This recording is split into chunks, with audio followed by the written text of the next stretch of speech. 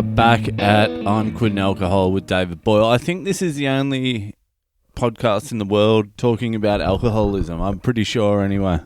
All I know is I'm a fucking idiot. For those of you who are new to the podcast and haven't listened to every single last one of these, my wife is from India. I'm married to an Indian.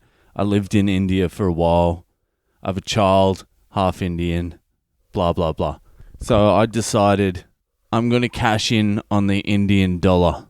I'm going to do a theme show. Instead of straight stand-up comedy, I'm going to do a theme show and I'm going to fucking hit that Indian dollar hard. And I promoted it just to Indians. If you go back and listen to my worst bomb ever, day 100 and whatever, that's how well the show went. It was a fucking disaster because I completely misjudged a whole people. I basically have a show that I am pretty much meant to be doing just to my wife's friends. And I promoted it to all Indians. Come one, come all. So there's Punjabis in the audience. There's people from Mumbai. There's Malaysian Indians. And my very niche punchlines and knowledge of India don't cross borders. So the point is, I cancelled all those shows because I needed a full rewrite of that whole entire fucking show because it fucking sucked and I fucking ate a dick every single time I did it. Little did I know there was actually one show I didn't cancel because I had already sold tickets to it and I forgot I was even meant to do it until I got a message at 4 p.m. saying, "You right to do your show at 7 p.m? I'm like, fuck. I thought I'd cancelled it. But I was like, fuck it. 7, I'll do it. I'll do it. Fuck it. I'll just wing it. And this is the exact same attitude I had on the first and the second show. Where I was like, I'll just fucking wing it. Nothing's changed. I haven't learned any fucking lessons at all. So I get there. And in the back of my mind was like, all right, I can wing it. I'm down in the small room because the venue I was doing it at, there's like a 150-seater. And there's a small 30-seater down the bottom.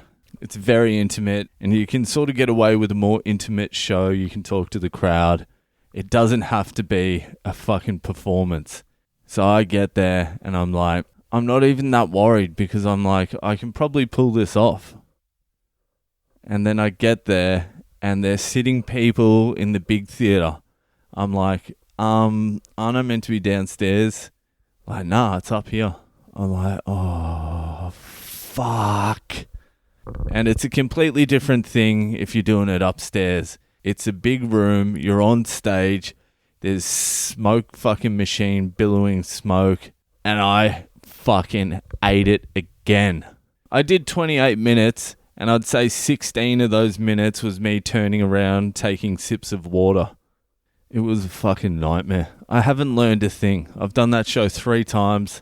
I haven't rewritten it at all. I haven't tried to improve it. I'm just a fucking idiot. I'm just so glad that part of my life's over now. I don't have to revisit that anytime soon. There's still a show there, but I really need to put more effort in than 0. It was basically a con job anyway. I was just going to use the Indian thing as a way to slide in the back door with a hook. Now I'm just going to rely on my stand-up. My stand-up's fucking fine. My themed Indian show, not so good. Stand-up, fine. Indian show, fucking sucks. But that's the way I've always been. It takes me like 100 times to learn my lesson. I still probably won't even learn my lesson. I'll book that same show for next year. I'll book a full run for next year. I won't write anything and I'll wing it. And I'll just eat a dick again. It's the winging it thing. I think I'm some sort of fucking genius that can just wing my way through things, and I can't. I fold, and it ends badly. I remember at university, I was taking a history subject, and we were doing a presentation, and we just had to choose a decade and do a presentation on some shit that happened in that decade, on some particular topic. I can't even remember. Anyway, I was like, yeah, I know that decade. I'll just get up there and start riffing. Throw in a couple of jokes. I'll riff that decade. I know what happened anyway. It's fucking sweet. And I get up there. I get to the front of the class. And the thing is, I don't even start panicking until I'm up there. I'm fucking confident until I'm up there. And I was shitting on other people's presentations as well. I was like, oh my God, you fucking stink. Why would you even present that shit? And I get up there and I'm like, hi, my name's David Boyle, and I've chosen the 1980s. The 1980s were a very interesting decade. Some might say too interesting. Everyone's like blank staring.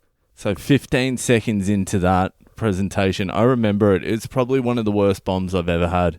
It was a real life bomb. I just bombed in real life. The university tutor was to the side. He's looking at me going like, what are you doing? And I'm stuttering. I'm sweating. I don't know what I'm talking about. There's no knowledge. I can't even wing it because there is no knowledge to draw from. I mean, if you had some knowledge in there floating around, I maybe could have accessed it, but there was nothing to draw on. Like the files were empty. And I just started stuttering and blabbering and sweating. And then I would say about 45 seconds into it, I was like, I'm going to be honest with you here. And about 45 seconds into it, I was like, I'm going to be honest with you here. I didn't prepare anything. I'm not sure if you can tell, but yeah, I just thought I'd be honest with you. I haven't prepared anything because both my parents died. Yep. No, I didn't say that, but I did say, I was like, I'm sorry, I'm going to have to do it next week because I haven't prepared anything. I honestly haven't prepared anything. Can I do it next week? I spoke to my university tutor after class. I'm like, listen, I've just been busy. It's been crazy. If you give us another chance, I'll do it. I'll do a presentation next week. Come prepared. And then what happened the very next week? Get to class. Ooh, who hasn't prepared anything again? Me. I'm like, I can't go up there and fucking eat shit again. I just can't do it. So I'm like, oh, listen, I haven't prepared anything. I'm not going to be able to do it this week. Can you just give me another extension? I'll do it next week. I remember he said something along the lines of, you know, we're not going to force you to do anything, right?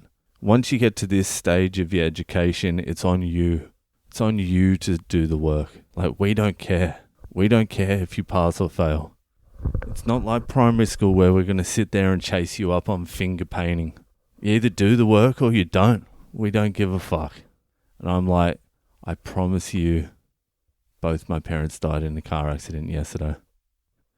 And that's when I sort of realized, I'm like, I definitely don't have the motivation to do something I don't give a fuck about.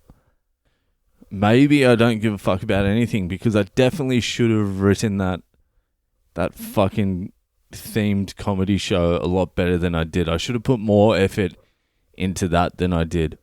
But who knows? Maybe I will in the future. You know? I'm still evolving as a fucking human being, alright? This isn't the last you'll hear of David Boyle. That's for sure. No, it definitely is. Follow me on social media. I am at Boyle Comedy on Instagram, Facebook, and Twitter. I need all the help I can fucking get. I need a reason. And if you're enjoying the podcast, just fucking rate, review, subscribe, do something. And I'll catch you tomorrow. Fucking see you later.